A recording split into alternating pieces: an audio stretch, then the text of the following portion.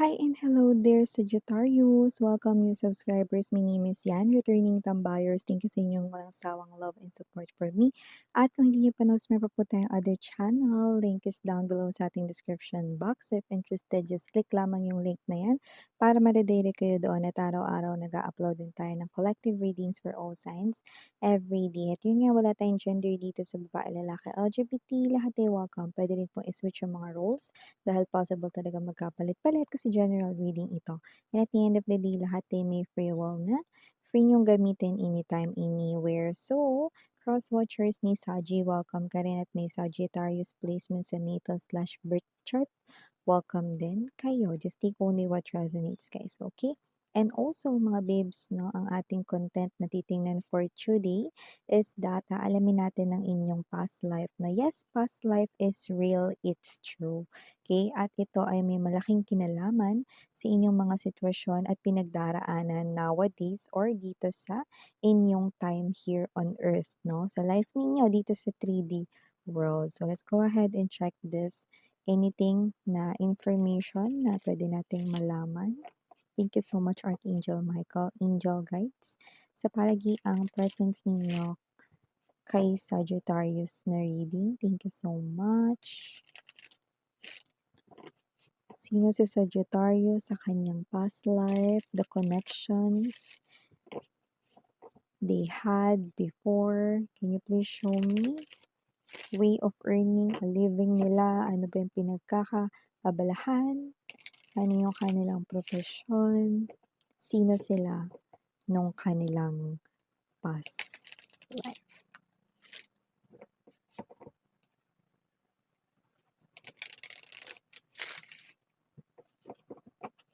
Okay.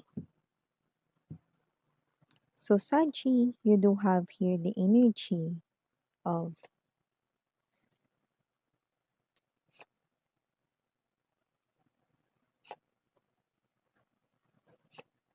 Knight of Cups, Three of Wands, Three of Coins.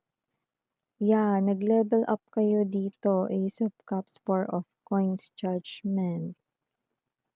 Oh, yun no. Judgment energy. Okay. Wow. Paano nag-level up, Miss Yan?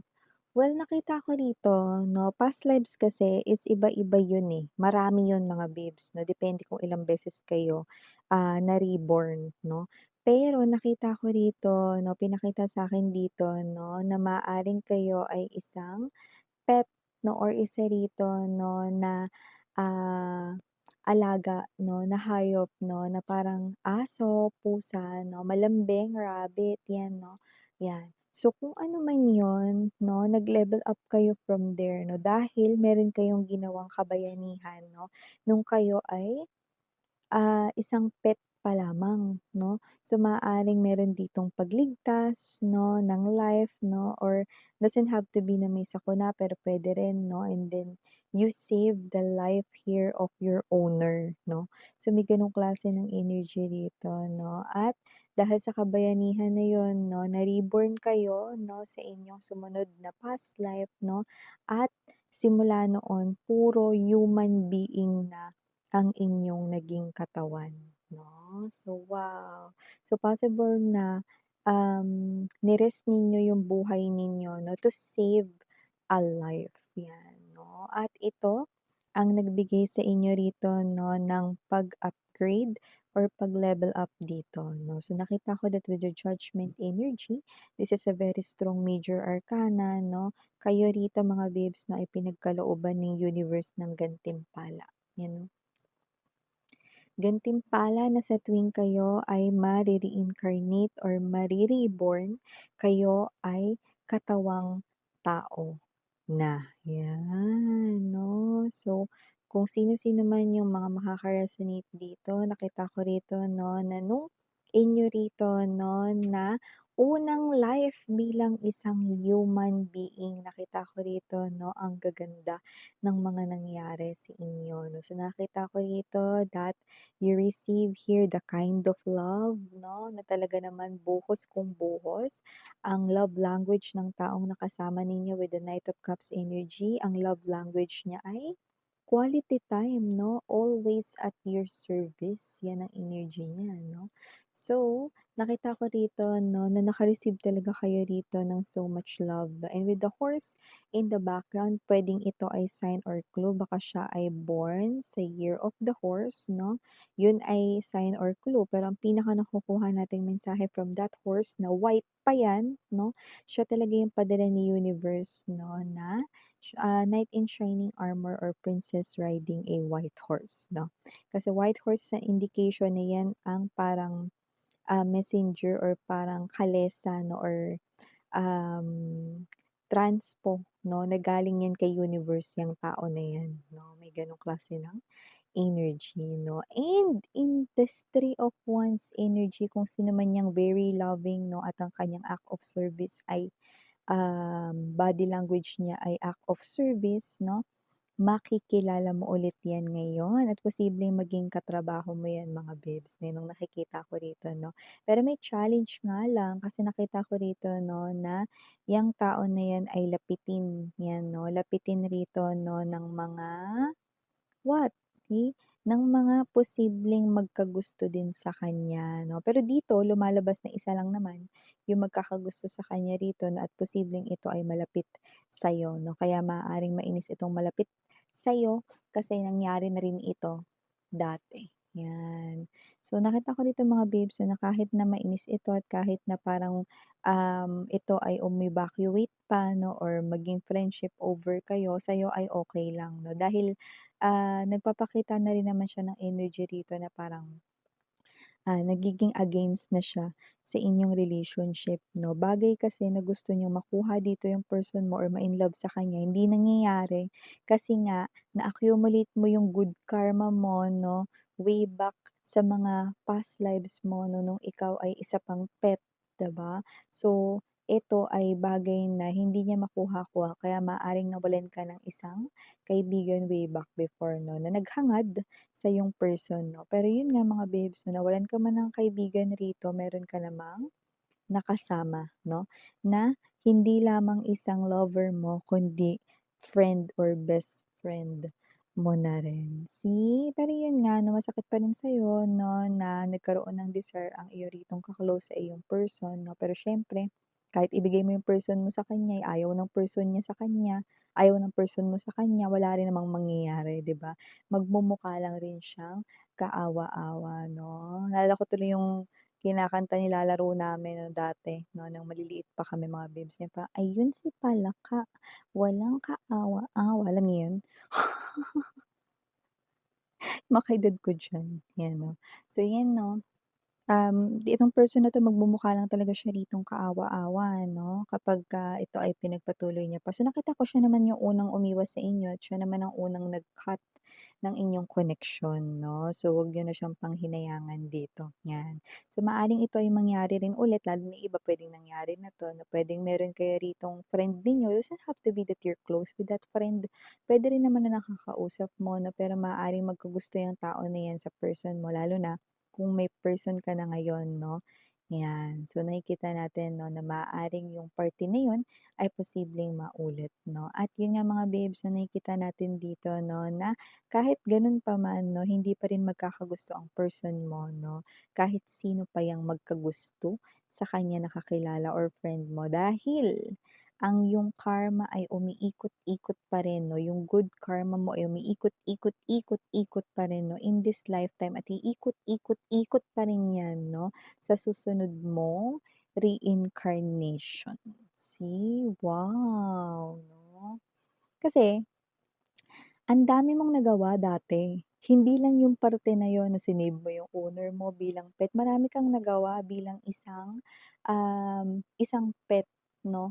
At posible 'no na, kapag nare-reincarnate ka 'no, yun yung iyong katawan 'no, yung animal 'no. So, everytime na mare-reincarnate ka kahit na hindi ka isang human being na nare-reborn, you are such a good and loving talaga 'no, na energy. Kaya ito pinagkalooban ka rito 'no ng good karma 'no and hindi lang love ang mare-receive mo pati na rin blessings 'yan 'no. nakita ko rito 'no, na meron kang magandang trabaho way back before 'no.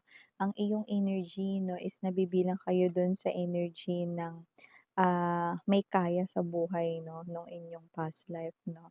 And with the Four of Pentacles energy nakikita ko na yung trabaho mo ay may kinalaman sa pagta-travel, parang bumibiyahe ka, okey, dahil sa trabaho mo. Puwede rin namang dahil sa negosyo mo, 'yan 'no. So nakikita ko rito 'no, na yung kita mo ay hindi lang nagiging sapat 'no, ah, paminsan-minsan may sobra pa na malaki 'no. So yun nakikita natin dito. See, in short ang life mo 'no, kung ang life mo ngayon ay nagsa-struggle ka 'no, matatapos din 'yan, okey? Dahil nakikita ko rito 'no, yung life na ni-lead mo way back before 'no, is nakikita natin dito 'no, na yung life mo ay magiging masagana 'no, higit higit pa sa sapat, 'yan. So yun ang nakikita natin dito. Okey. So maliban diyan mga babes 'no, nakita rin ako ng energy rito with the Nine of Swords right here and the Eight of Cups 'no. Possible na nung past life ninyo, Sagittarius 'no, kayo ito na posibleng meron kayo rito 'no, na iniwan, 'yan 'no. Ito, nakakaloka 'to 'no, kasi itong binabanggit ko ngayon, hindi ito kasali dito sa mga una kong binanggit. In short, ibang lifetime period niyo naman ito, nakuha niyo? Kunyari yung binanggit ko kanina, lahat ng mga binanggit ko kanina, yun yung pinaka-recent na past life ninyo, lahat ng yun nangyari 'no. Itong binabanggit ko ngayon, sa ibang panahon niyo 'to na-experience 'no, at lumabas ito kasi maaaring ito ay nararanasan niyo ngayon. Ano ba 'yan, Miss niyan? Nine of Swords energy, Eight of Cups right here. Nakita ko rito 'no, na maaaring ma-confuse sa inyo, okey, yung, may energy kasi rito na ba't mako-confuse, Miss niyan, pero ako yung tumalikod sa kanya. Yes 'no, dahil iniwan niya kayo rito, kung ano mang lifetime ninyo na kasama itong tao na 'to. Iba na 'to, ibang lifetime niyo naman ito 'no, pero lumabas kasi nga maaaring mag-resurface or maulit-ulit itong situation na 'to 'no. So babalik 'yun at maaaring ma-confuse kayo 'no. So Miss 'yan, puwede ko ba siyang pagkatiwalaan 'no? Though nakikita ko kayo na nasa crossroads kayo rito, possible mga babes 'no na mako-confuse kayo pero hindi kayo gano'n mahihirapan talaga na mamili, 'yan 'no. Kasi nakita ko rito 'no, na kung ano yung buhay ninyo 'no, sa pagbabalik ng taong ito, okey, 'yan ay malayo na sa kung, paano mo siya rito nakasalamuha way back before. So definitely ma-confuse ka man rito, hindi yun gano'n katibay 'no, hindi ka masyadong maapektuhan to the point mga babes 'no, na kayo ito na posibleng super bothered or what, hindi naman 'no.